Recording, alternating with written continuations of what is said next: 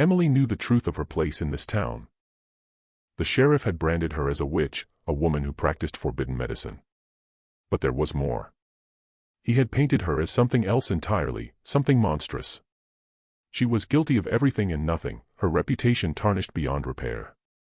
Levi's eyes spoke to her without words, a silent understanding.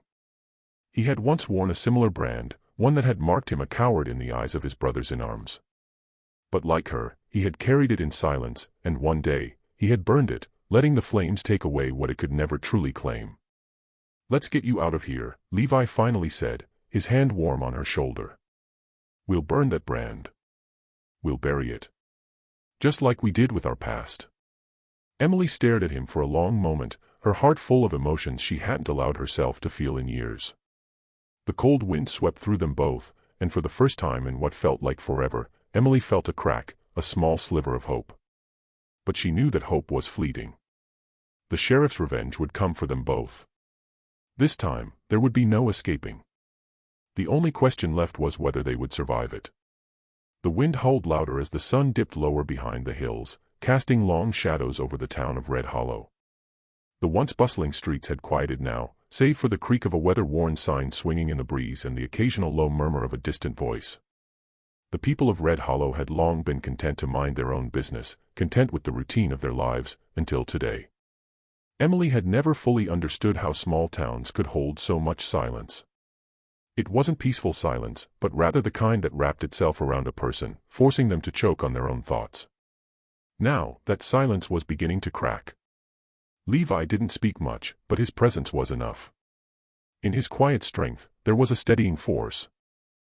For Emily, it felt like a hand reaching out in the dark, offering a promise of something different, something better. He had been her patient once, years ago, after a skirmish that left him near death. She'd stitched him up with a cool, precise hand, never once asking about the ghosts he carried. They'd never spoken of the war, of the things Levi had done. But his silence spoke volumes. Tonight, that silence hung between them like a loaded gun. They had decided on a plan, a simple one, really. Levi would ride out ahead and secure a place for them to hide. Emily would gather whatever she needed, enough to last them through the night, and meet him at the edge of town. It wasn't much, but it was all they had. The first hint of trouble came as Emily entered the general store. It had always been a place of sanctuary for her, a place where she could slip in and out without being noticed. But tonight, the air in the store felt heavier.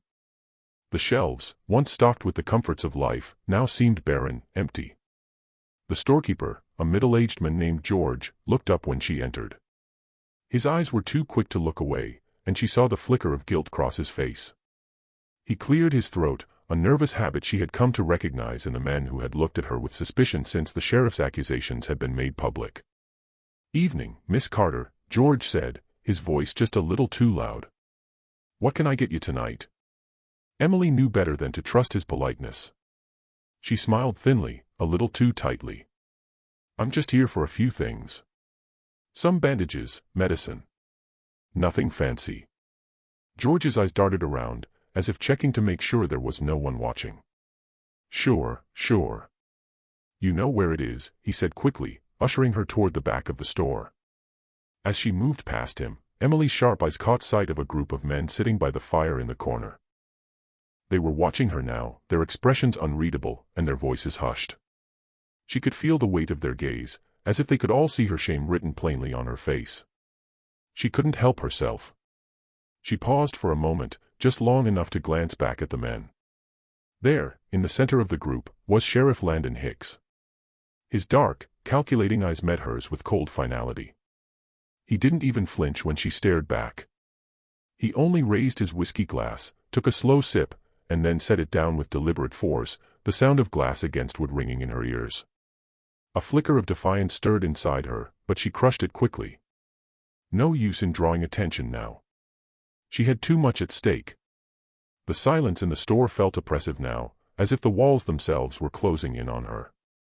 Emily quickly turned away, gathering what she could. She knew she couldn't wait much longer. She had to leave, before the sheriff's men figured out what she was planning.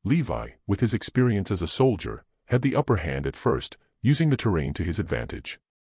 But even he couldn't hold off an entire group of men for long. The canyon walls made it hard to move, hard to find cover. One of the sheriff's men went down with a grunt, and another fell with a scream, but they were too many.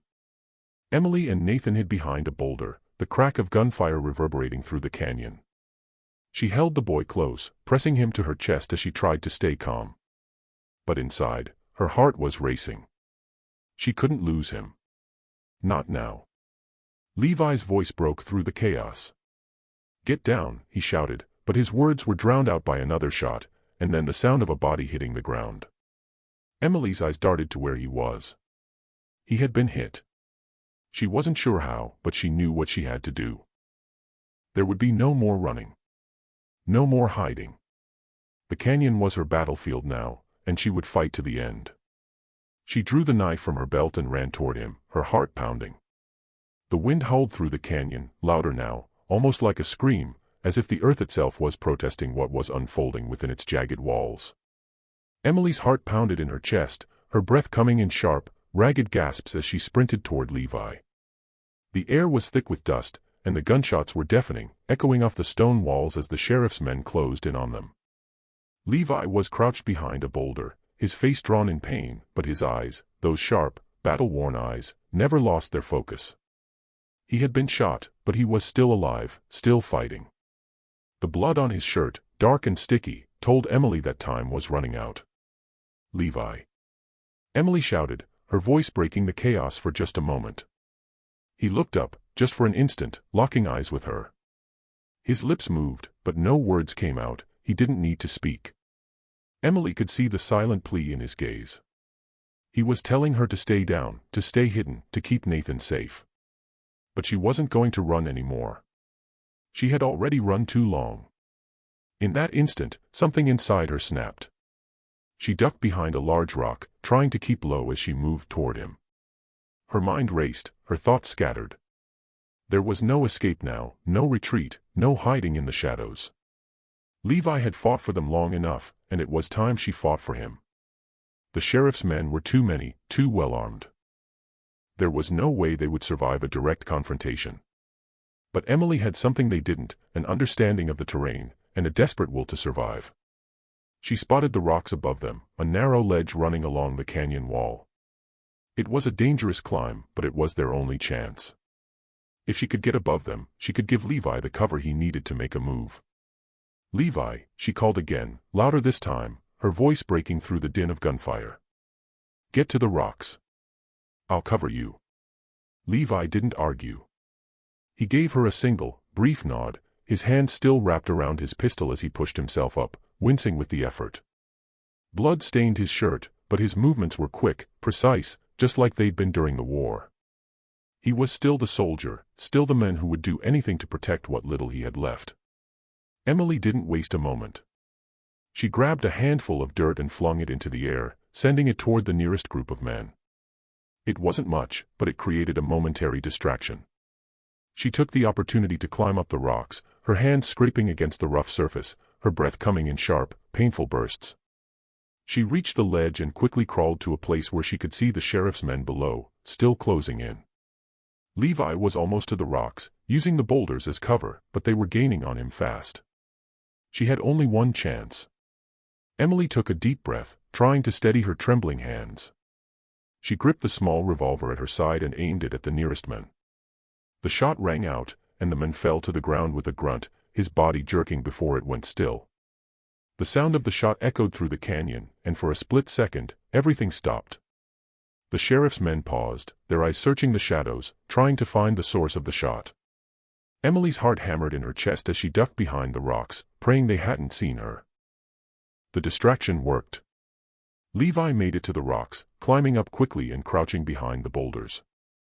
He was still alive, still breathing, and that was all that mattered. "Keep moving," Emily shouted, her voice hoarse.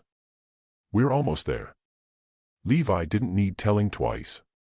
He moved, despite the pain, despite the blood, pushing through the agony as if it were nothing.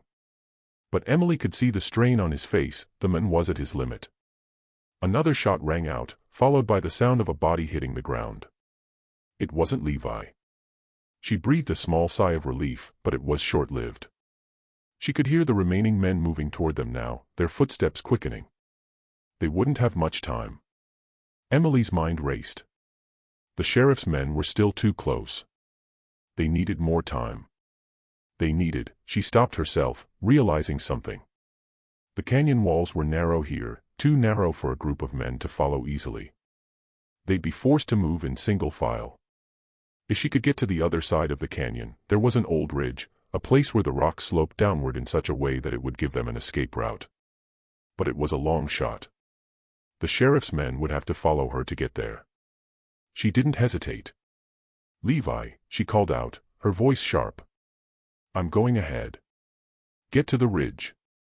I'll cover you." Levi's voice was tight with pain. "No, Emily.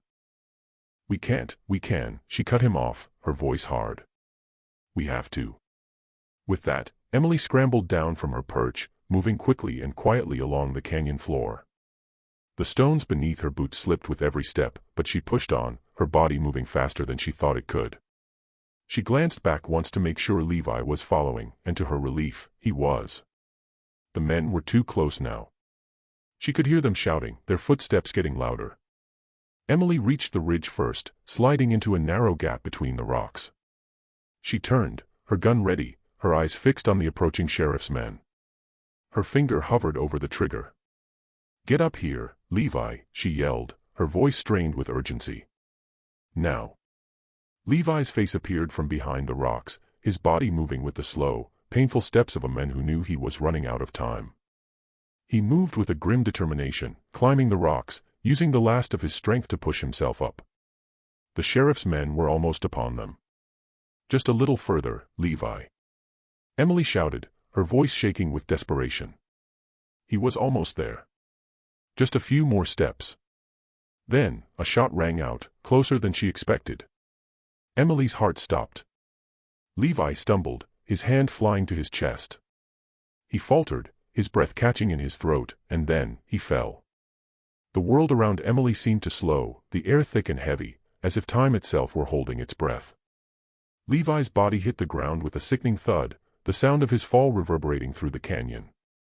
The sheriff's men were still coming, their footsteps harsh and relentless, but all Emily could focus on was the men who had fought so hard for them both. She screamed his name, but the sound was swallowed by the wind, drowned out by the rapid beat of her own heart. Levi didn't move. His body lay there, half covered by the rocks, blood staining the ground beneath him. "No. No, no, no," she whispered, her breath hitching, as she scrambled toward him, pushing her legs to move faster than the terror that gripped her. His blood, dark and sticky, soaked into the earth where he lay.